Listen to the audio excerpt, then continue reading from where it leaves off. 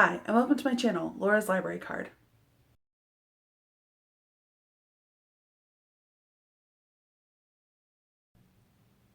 So today's video, I'm going to be discussing a series, 5 books of a series that I recently read. I first heard about Amanda Milo as an author on Bree from 11 Words channel, and I really wanted to check out the book that she recommended, and it was the 7th in a book in this alien romance series. So I decided to just dive right in and read the first 5 books in the series. So that's what I'm here to talk about today. So I plan to discuss the first 5 books in the Stolen by an Alien series by Amanda Milo, and I will have timestamps down in the description down below that you can jump to any of the 5 books, and a timestamp for the end where I talk about my overall thoughts and impressions on the first 5 books of this series. So let's get started with the titular book. The first book in the series is the name of the series, which is Stolen by an Alien.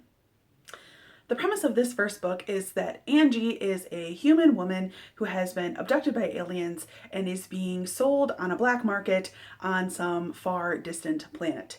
She and a bunch of the human women are mistaken to be this prized female species named Grifola, and this is a species that our main male character, Aruk, are bound to protect. So Aruk is Rakai, and they protect the Grifola. So he rescues her from the people who bought her at the auction, these other aliens who are about to assault her.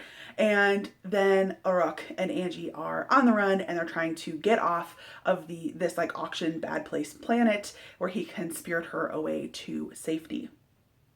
There is a lot more plot involving getting a communication device and pirates and giving birth and a meeting and a near execution, etc. But by the end of this book, and the sort of the setup for a number of other of the books in the series, is that a lot of the human women who have all been abducted and then sold in this auction, as well as their various mates, are kind of at this compound / laboratory facility where they can have a measure of safety. So that's sort of the end of this book and the setup for a lot of the rest of the books in the series. This first book really grabbed me in a way that is kind of hard for me to find, and I really just wanted to stay up all night reading. I didn't want to go to work. I wanted to just read. I was sucked back in and thinking about this book. I think that is partly because this is such a plot-heavy, action-packed story. It was very readable and pulled me along. I did think that the actual writing structure could have been a little bit more polished, and definitely could have used one more time through with an editor, but I had a fun time. One thing I thought was interesting is that many of the early points of view are Aruk, the main male character. So there is an early establishment of his personality and his impressions of the world and of Angie. And I think this brought a lot of flavor to the setting and established the setting and allowed us a break from Angie's constant confusion and fear about where she was. I do think the author's writing style was a bit sparse when it comes to description. I never felt like I got a complete idea of what the alien species looked like physically, and also I wanted more description of setting a couple different times. I would say I would have also liked a little bit more emotional development, especially in this first book.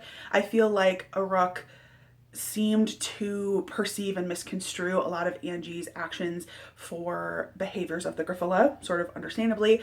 And I don't want to say blames her, but he attributes the development of his own feelings to her biology changing his biology.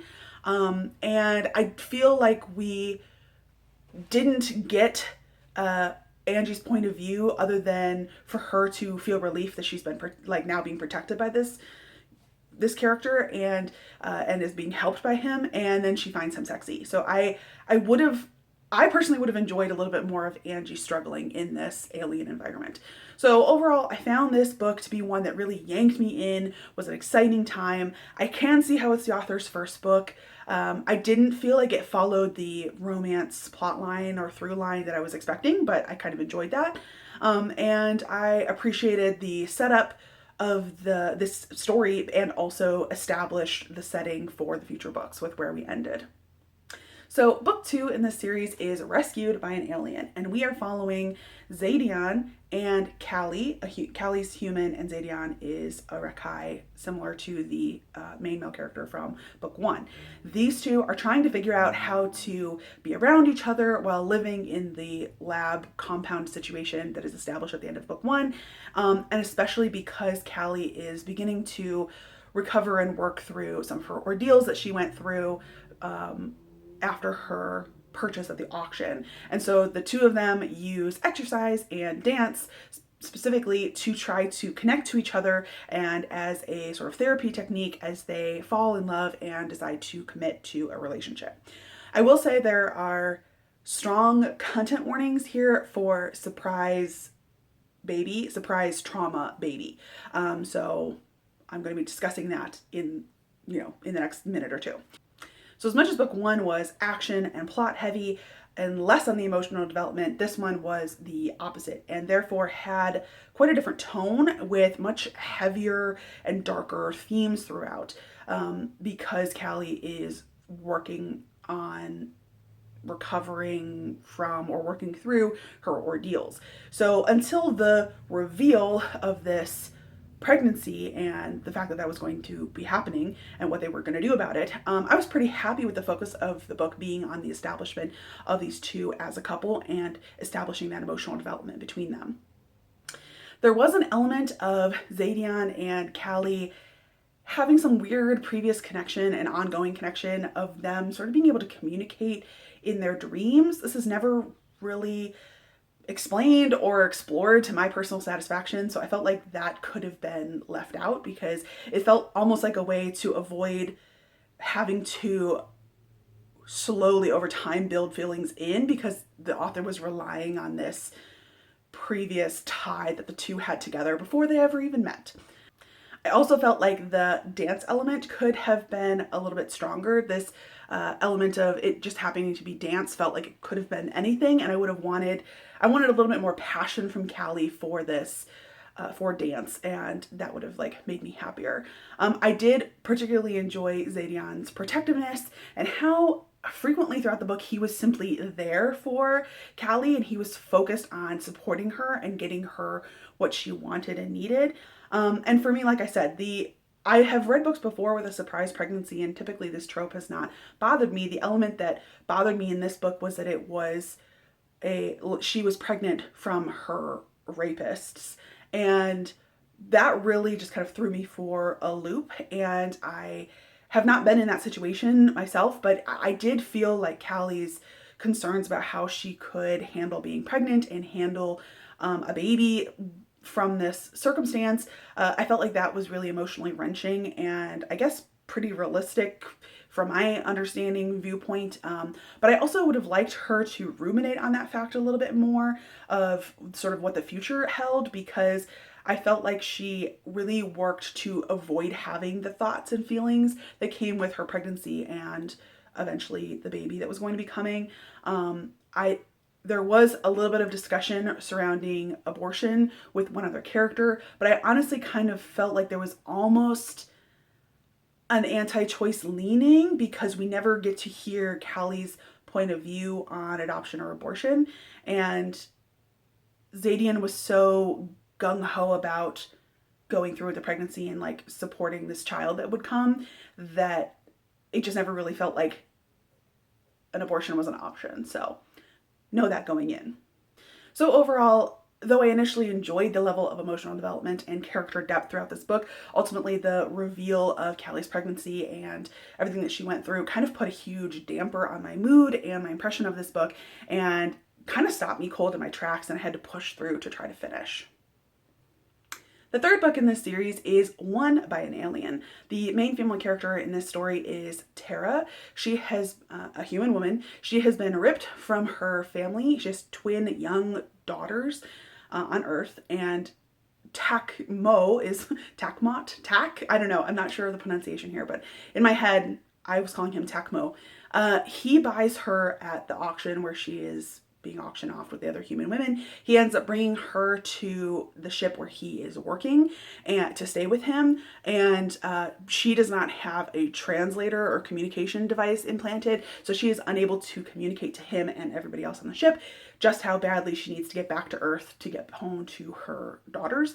And then also on the ship is a Rakai named Brax, and that's the same species as we saw in books 1 and 2.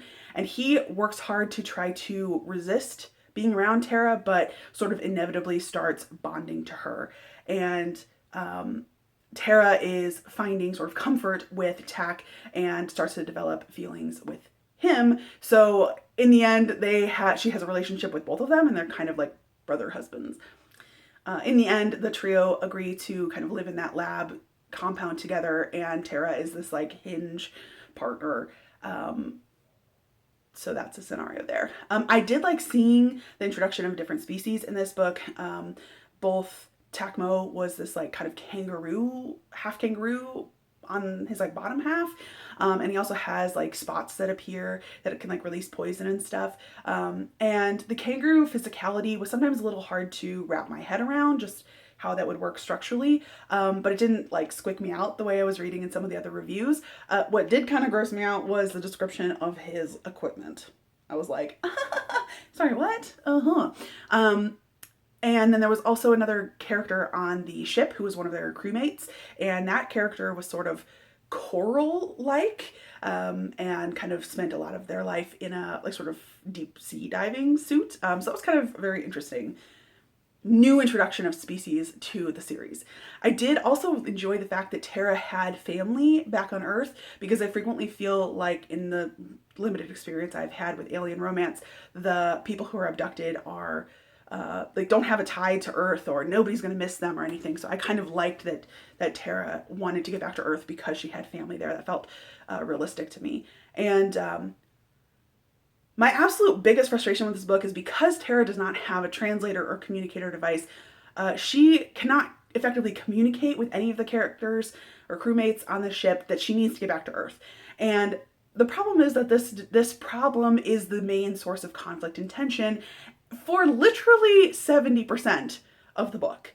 And so I felt like, while it's understandable to have some miscommunication and some culture clash and a charades doesn't always work, I was really, really frustrated and annoyed that both Brax and Tak, as they both kind of start trying to form a relationship with Tara, they just completely misconstrue a lot of what she says and says, well, she must be like coming on to me, like she's making an advancement toward me. And they're trying to understand her. I'm not trying to like write that off, but like it was really frustrating to me that essentially like Tak and her are intimate and he views them as mated or married, and they still have not even ever had a conversation, right? And honestly, like they're still also trying to figure out what this arrangement will be between the three of them once Brax is like bonding to her, and yet she's already kind of with Tak, and yet they still can't communicate. And so it was just extremely frustrating to me to try to make these arrangements when they can't communicate. And I'm not saying that like they weren't trying, and I'm not saying that they as soon as they can get a hold of a communicator, they do, and they put it to good use.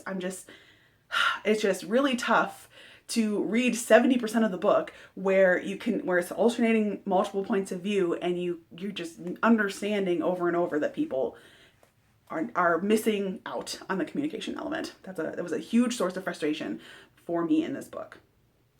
Like I said, at some point they do eventually get a communication resolved and fixed, and they do jump to help Tara to try to arrange to help get her back to Earth to rescue her children. And I felt like that element was funny, and that kind of comes up more in the next book. But ultimately, I just kind of I wanted more discussion amongst the three of them, especially after they could communicate, as to sort of what their relationship was going to be like and how it was going to proceed going forward, because it sort of felt like both Brax and Tak would have kind of preferred monogamy over their current relationship, but they both just kind of like accept the way that like the cards they were dealt, even though that arrangement had been made when nobody could talk to each other. So overall, I did feel that this book had a more pleasant tone, especially after book 2, and it was definitely probably the funniest installment so far. And I like the introduction of new species, and I appreciated seeing a more sort of beta type personality in Tack. And yeah, I would have liked a little bit more communication, but overall I felt like this book was a definite upswing after book 2. The 4th book that I read was Craved by an Alien. In this book, Gracie is the human and Dorian is a hob, which is sort of the male name for the Griffula species. And these two are together and in a relationship for the entire book. They get together in chapter 1. They lead the trip to Earth to pick up supplies and ultimately more women also. And they are both kind of science-minded and are regularly observing a lot of the other couples at the compound. Gracie learns more about Griffula society and how relationships work on the Griffula's home planets, and she learns more specifically about her partner Dorian. And Gracie is also working through her ordeals that she went through after her own purchase at auction. For me, this book felt like the Christmas novella where we like just kind of check in with all of our previously established relationships. Books 1, 2, and 3 follow the romance paradigm of characters going from not romantically involved to romantically involved, and that's kind of just like the plot and point. Whereas this book has Gracie and Dorian together for the whole book, and there's not that structure in place. There's not a third act drama. I really don't feel like there was very much plot at all. It was a lot of filling in and checking in with previous characters and introducing new characters that are going to be couples in future books. So if you are interested in reading a book with a lot of, I don't want to say filler, but sort of like info dumping, rounding out the world a little bit, and reading about these two main personalities that are constantly bantering and banging, then this book will be good. But if you're not interested in those elements, then it might be kind of a slog to get through. The early scenes where we get to see everybody on this trip to Earth, it was, I thought it was kind of funny and also a little weird. I thought it was kind of odd that they were that so many different male aliens managed to just like, in the 8 hours they were spent on Earth, managed to convince so many human females to come with them. I was just kind of like, I would like to see a little bit more on that. And I did feel like in the conversation that Gracie has with sort of her mother-in-law, Griffula, was interesting, but like kind of also felt like an info dump.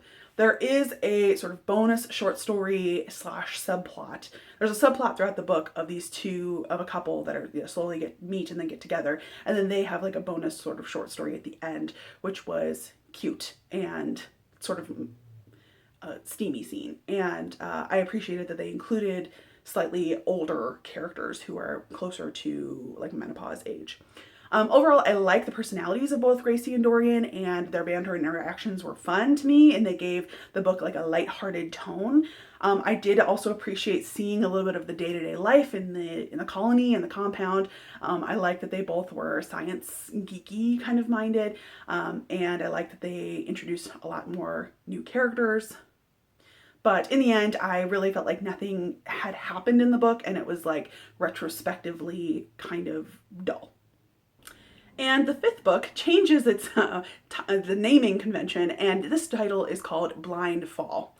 So our main female character is Sana. She and her guide dog, Kodo, were purchased at the auction and given to the main male character, whose name is Breslin, and they were given to him sort of as a joke, but like sort of like to be his wife. And Sana is blind. That's why she has a guide dog. And Breslin and Sana wants to get back to Earth, and Breslin wants to make that happen for her. They have an immediate repartee and an easy connection. So she agrees to spend this waiting period that it's going to take and make arrangements to get her back to Earth with Breslin. And he is a farmer, so she's just going to stay on his farm with him. So Sana and Kodo pretty much just slip right into this easy farm life and accompany him around the property and as he does his business. And Sana and Breslin have pretty much like already fallen for each other at the time that Breslin goes into rut, which is sort of his like mating need, and so then there are sexy times, and it cements their relationship together. Again, Breslin is a new species we have not seen previously in the book series. I was intrigued as to what that meant, but again, I felt like we didn't get quite enough description to really satisfy me. He was described as having like kind of like bull horns, and really like a big guy, but his personality was total cinnamon roll, sweetheart. He was a gentleman like the whole way, and that was a nice change of pace, even though it's not that we've seen like huge alpha holes in the previous editions, but when Breslin goes into rut, a little bit more domineering, protective alpha vibes come out, and I felt like that was sort of understandable and also added to the steam factors. I can't speak to the blindness representation, but nothing particularly egregious stood out in my mind as problematic.